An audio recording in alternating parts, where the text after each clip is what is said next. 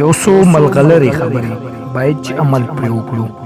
تر ټولو غټ دولت د مور دعا ده، باید د مور دعا واخلو. په دنیا کې فقط د مور مینه سوچه ده. په کور کې پلار برکت او مور راحت دی. مورنۍ ژبه د مور نه زده کېږي ځکه د مور غوندې خوږه وي. کور په دیوالونو نه په کورنۍ ښکلی وي. د سړي شخصیت په صورت نه په سیرت جوړیږي. د مشرانو قدر کوه، که ته مشر شوې کشران به دې قدر کوي.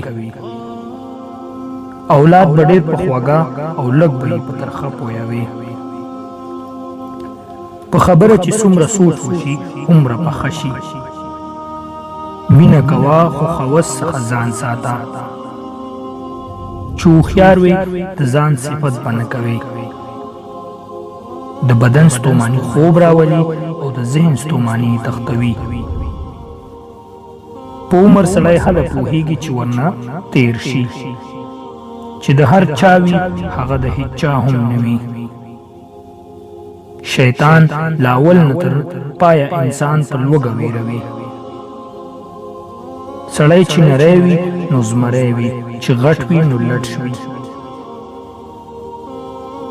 د ژوند ګران کارونه په همت اسانېږي. مسلسل همت د ښه ژوند ضمانت دی. تمه سړی ټیټوي او همت یې لوړوي. د سویري په اوږدېدو د ونې قد نه لوړېږي.